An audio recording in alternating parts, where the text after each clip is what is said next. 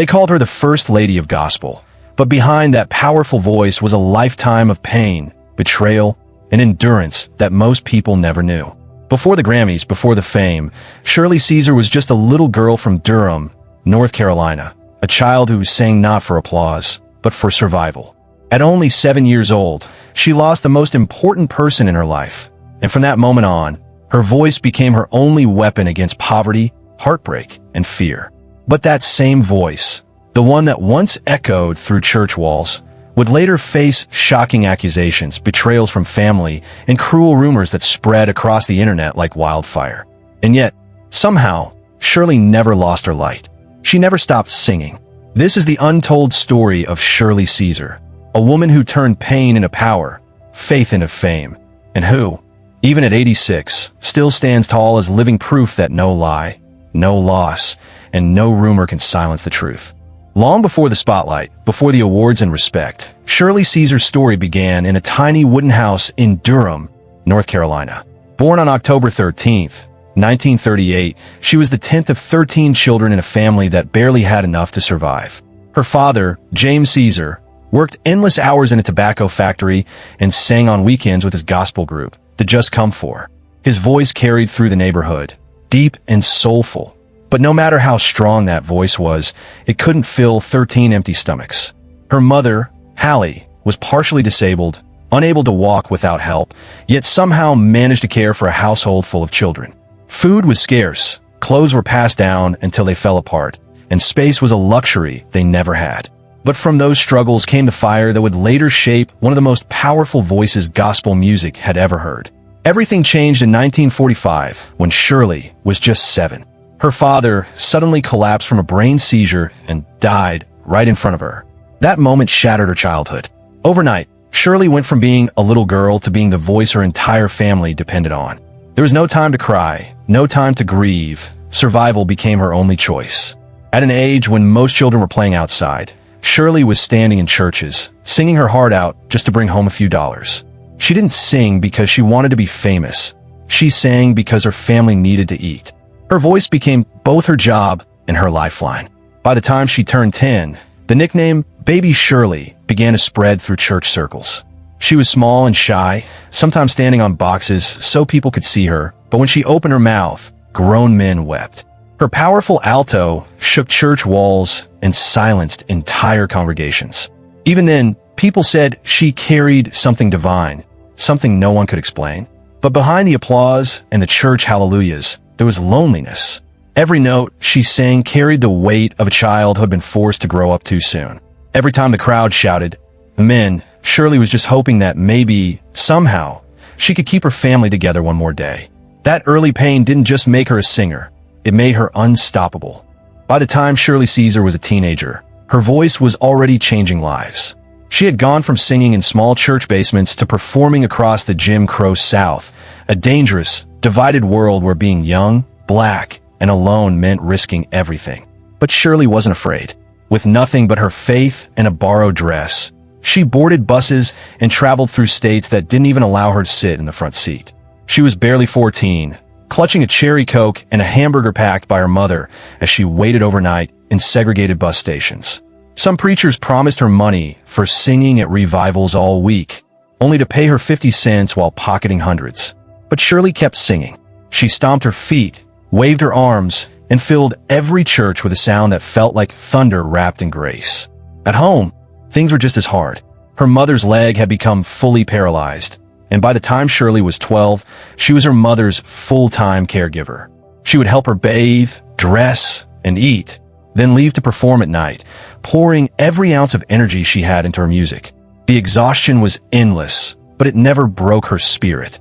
Shirley learned early that strength wasn't about never falling.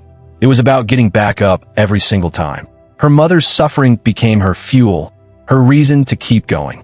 And even when she had no stable home, no security, and no father to protect her, she carried herself like a warrior on a mission.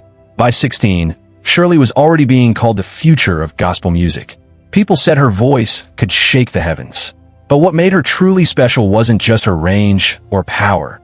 It was the raw emotion behind every word. When she sang about struggle, she wasn't performing, she was living it.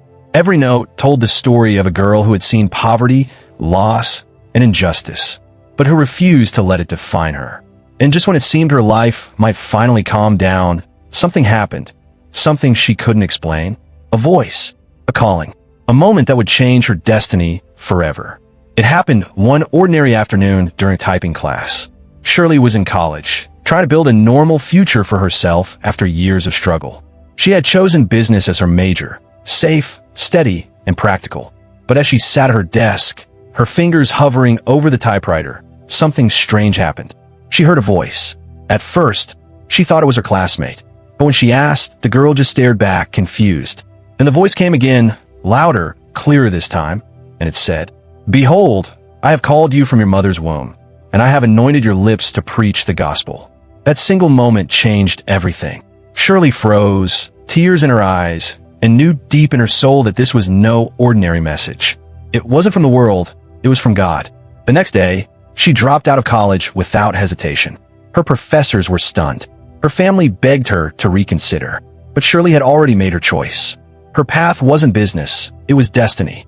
At 19, she walked straight into history. She joined the Caravans, one of the most iconic gospel groups in America. When she approached the legendary Albertina Walker, she didn't ask timidly. She said boldly, "I can sing all the parts." And when she opened her mouth, no one doubted her again.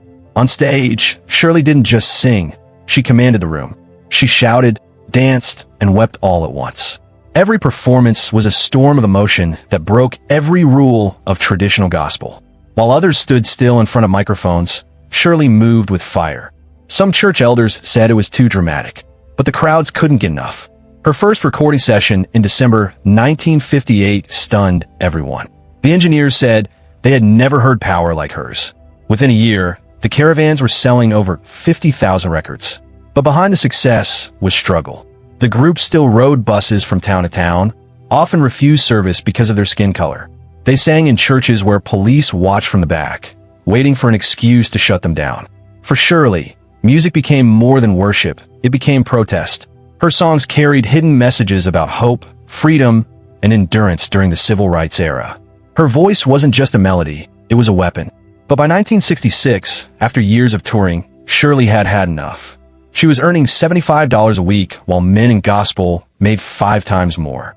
When she asked Albertina for a fair share and control over her music, she was denied. Everyone told her not to walk away. Even Mahalia Jackson warned her she'd never survive solo. But Shirley didn't listen. She left the Caravans and stepped into the unknown. That decision would either make her or break her, and the world was about to find out which. When Shirley Caesar walked away from the Caravans in 1966, most people thought she'd made the biggest mistake of her life. Record labels turned her down. Magazines predicted her career was over, and some church leaders said she'd lost her humility. But Shirley wasn't chasing fame. She was chasing freedom. Within a year, she signed a $50,000 deal with Hobb Records, the largest contract ever given to a black female gospel artist at that time. For a woman who once sang for nickels in southern churches, it was more than money. It was validation. Her first solo album, My Testimony, 1967, didn't sound like anything the gospel world had heard before. It was raw, emotional, and brutally honest. Shirley didn't hide behind fancy choirs or soft lyrics. She sang about poverty, racism, and faith under fire. Critics didn't know what to do with her. Some said her music was too personal. Others claimed it wasn't churchy enough. But people listened because she was telling the truth. As her popularity grew, so did the backlash. The gospel industry was still ruled by men, and Shirley's success threatened the system. Promoters paid her less, producers told her to tone it down, and contracts forced her to get mail approval before releasing songs. Even concert posters reduced her to special guest, while she was the main act drawing the crowds. Still, she refused to break. In 1969, Shirley worked with Reverend James Cleveland on a live church recording, a spontaneous moment of worship that felt like an earthquake. That album became one of the most powerful live gospel recordings in history. Cleveland had previously worked with Aretha Franklin, but he said Shirley was different. Her preaching and singing were one and the same. Then came the heartbreak. That same year, Shirley earned her first Grammy nomination. Everyone thought she'd finally get the recognition she deserved. But when the envelope opened, the award went to someone else. Years later, The truth surfaced. The votes had been rigged. A manager from a competing artist had been on the voting panel and had money riding on the outcome. It was the kind of betrayal that could have crushed her spirit. But Shirley didn't give up. 2 years later, in 1971, she finally won her first Grammy. It wasn't just a trophy, it was redemption. Still, the scars of that injustice never fully healed. The Grammy scandal exposed the bias and corruption inside an industry that had long overlooked women, especially black women. But Shirley's victory forced change, a change that would ripple through the gospel world for decades. And while the world now knew her name, Shirley was about to prove she wasn't just an artist, she was a revolutionary. Her next chapter would take her far beyond the church walls, all the way to the world stage. By the early 1970s, Shirley Caesar was more than just a gospel singer. She was a force of nature. Her songs were selling, her name was spreading, and after years of being underestimated, she was finally standing in her own spotlight. But even with the fame, something inside her felt incomplete. She wanted her music to mean something, to touch not just souls but lives. In 1972, that mission took her across the ocean. Shirley went on tour in West Africa, a trip that would change her forever. When she arrived, she expected celebration. What she saw instead broke her heart. Thousands of people gathered under the hot sun, many barefoot and hungry, just to hear her sing. Some had walked for days through villages and dirt roads to see the woman they called the voice from America. At one concert, more than 250,000 people filled an open field. Shirley looked out at the crowd and saw faces full of hope, pain, and exhaustion. Right there on stage, she began to cry. She stopped singing mid-performance and started to pray, out loud, asking God to feed and heal the people. It wasn't in the program. It wasn't rehearsed, but it came straight from her soul. That night, something shifted in Shirley's heart. She realized her gift wasn't just for entertaining people, it was for serving them. When she returned home to North Carolina, she couldn't forget what she had seen. During Thanksgiving that same year, while sitting at a warm dinner table, she turned on the news and saw starving children in Tennessee. Their faces reminded her of the ones she'd just left in Africa. In that moment, she made a promise. She would use her platform to fight hunger. That's how Shirley Caesar Outreach Ministries was born. She gave away half of her concert earnings to feed families, build shelters, and support communities in need. She didn't rely on government grants or sponsors. Every dollar came from her own hands. When money ran out, she borrowed against future shows to keep her programs alive. Her friends thought she was out of her mind, but she didn't care. She said, "You can't preach love and walk past suffering." The sacrifice was enormous. While other artists were building mansions, Shirley was building food banks. While others hired staff, she worked late nights, counting donations herself. But through it all, she found joy, because her music wasn't just reaching charts anymore, it was reaching hearts. That same fire, that selflessness, began to define her next era. But as her fame grew and her influence spread, a new challenge was waiting. One that would test not just her faith, but her place in gospel history. Because Shirley Caesar was about to break another rule. And this time, it would shake the entire gospel world. By the late 1970s, Shirley Caesar had built a reputation as gospel's most unstoppable voice. She had money, fame, and respect, but she was never satisfied with staying comfortable. Shirley wanted to evolve. To her, gospel didn't belong in a box. It was supposed to reach the world. But that idea would soon spark one of the biggest controversies of her entire career.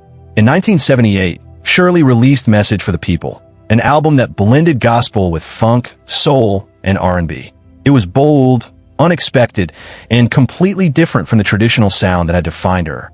The church world didn't take it well. Pastors called it too worldly. Fans accused her of turning sacred music into entertainment. Some even said she was betraying God for fame. But Shirley didn't back down. She said, "I'm still singing for God." The rhythm doesn't change the message. The backlash only made her stronger. The album went on to sell over 1 million copies, making it one of her most successful projects ever, and paving the way for future artists like Kirk Franklin and Yolanda Adams to mix gospel with contemporary sounds. What started as controversy became a revolution. Then, in 1983, her life took another dramatic turn, one that shocked both fans and critics. At 44, Shirley married Bishop Harold Ivory Williams, a respected pastor and musician. Their wedding was massive, attended by hundreds, with Shirley wearing a ring set with 9 diamonds. one for each spiritual gift. But the moment that should have brought peace brought new whispers instead. Some fans believed marriage would end her music career. Others accused her of abandoning her calling to become just a pastor's wife. But Shirley wasn't stepping back. She was stepping higher. Together, she and Bishop Williams led a congregation of thousands in Raleigh, North Carolina. She preached and sang, balancing ministry and music like no one before her. That same year, tragedy struck. While traveling on tour, Shirley's bus skidded on ice and crashed.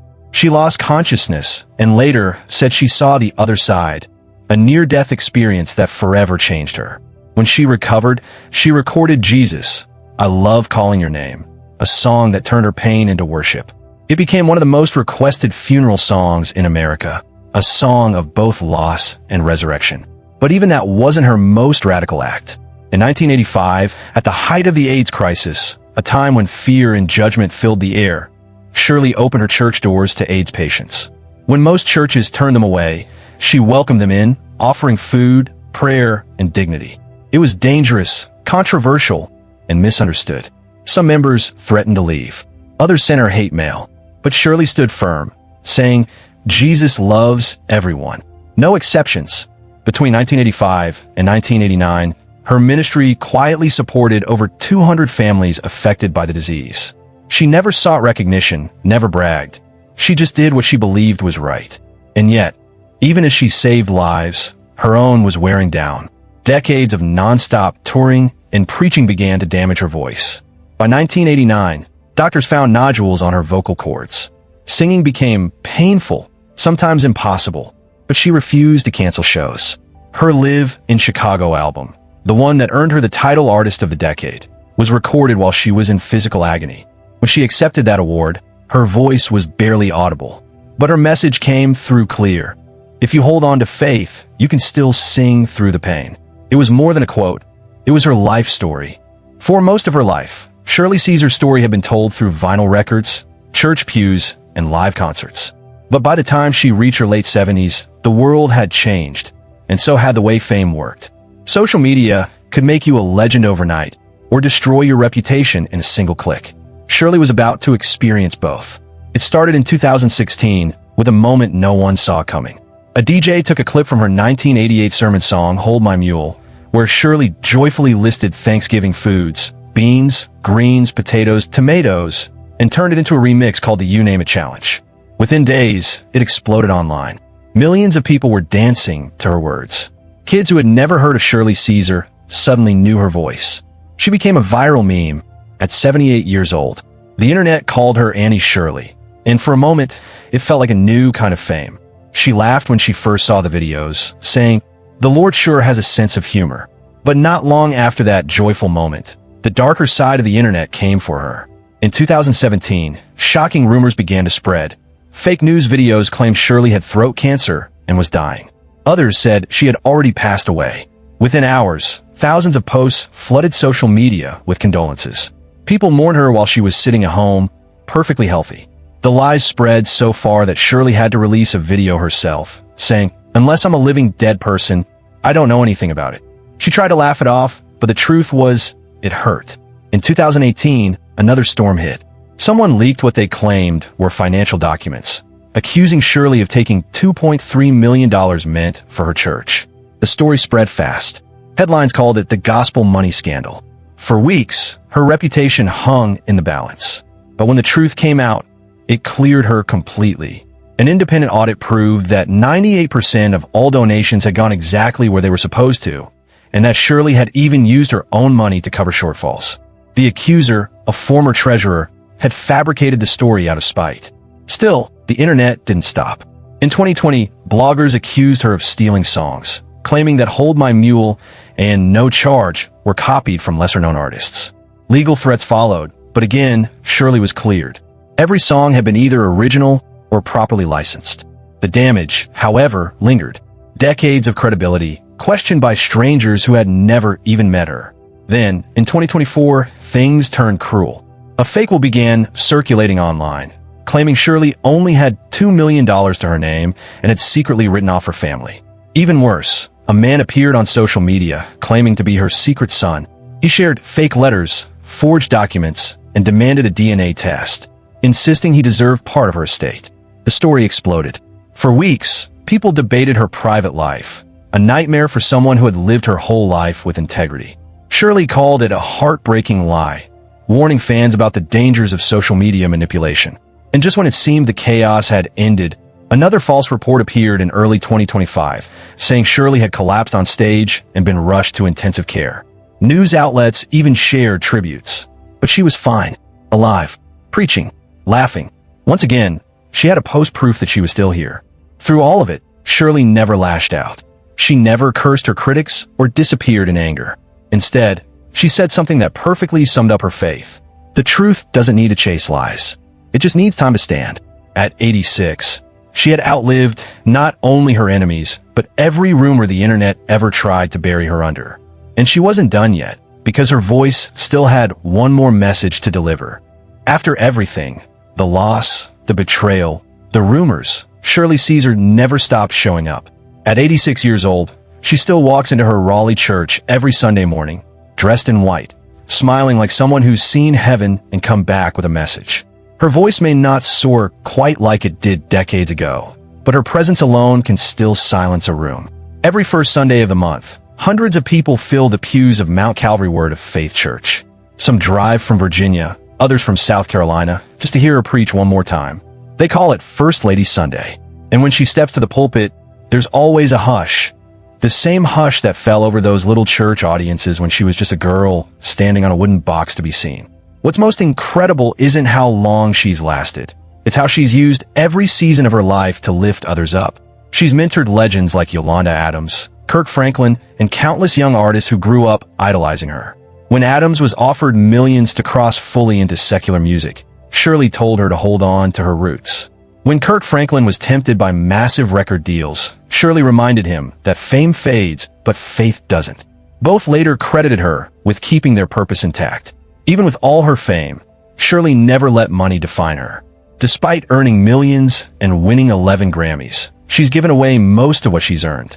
Every year, she donates nearly 3/4 of her concert income to charity, supporting homeless shelters, food programs, and scholarships for underprivileged youth. If she had kept it all, experts say she could be worth over $40 million today. But Shirley doesn't care about that. As she once said, "You can't take a mansion to heaven." Her house in Raleigh isn't a mansion at all. It's modest, filled with photos, plaques, and the quiet presence of her late husband, Bishop Harold Williams. He's been gone since 2014, but Shirley says she still feels him beside her when she prays. Their two-day memorial drew thousands, but it was what came afterward, the silence of an empty home, that tested her the most. Yet, even then, she didn't let grief take her voice. When asked in a 2024 interview how she survived so much, from childhood poverty to fake death rumors, she smiled and said, "Because I know who called me." And he hasn't hung up yet. Today, Shirley Caesar stands as one of the last living links between the gospel pioneers and the new generation. Her songs have been sampled, remixed, and memed, but the power behind them remains the same: truth, faith, and resilience. She is proof that gospel music isn't just about religion. It's about endurance, grace, and the strength to keep going when the world tries to silence you. She's seen everything: segregation, injustice, viral fame, and betrayal. Yet she still ends every sermon the same way, with gratitude. And maybe that's her true legacy. Not the awards, not the millions of albums sold, but the unshakable truth that faith doesn't fail. People do. Because through it all, through every false story and painful rumor, Shirley Caesar never stopped doing the one thing she was born to do: sing through the storm. From a hungry child in North Carolina to a living legend of gospel, Shirley Caesar's journey has been nothing short of divine resilience. She faced poverty, loss, betrayal, and a lifetime of false rumors. Yet she never let any of it destroy her faith or silence her purpose. Every stage she stood on, every note she's sung, has carried the weight of her story. The story of a woman who turned heartbreak into healing, pain into praise, and tragedy into testimony. Through every rumor, she stayed grounded. Through every betrayal, she stayed kind. And through every storm, she kept singing. Because to Shirley Caesar, the voice was never about fame. It was about survival, about serving, about truth. Now, at 86, she's not just the first lady of gospel. She's the proof that light outlives darkness, that faith outlasts lies, and that even when the world tries to bury your name, grace will always dig it back up. Shirley Caesar didn't just survive her story, she rewrote it. And in doing so, she reminded the world that no matter what people say, the truth will always have a voice, and hers still echoes through every church, every home, and every heart that refuses to give up.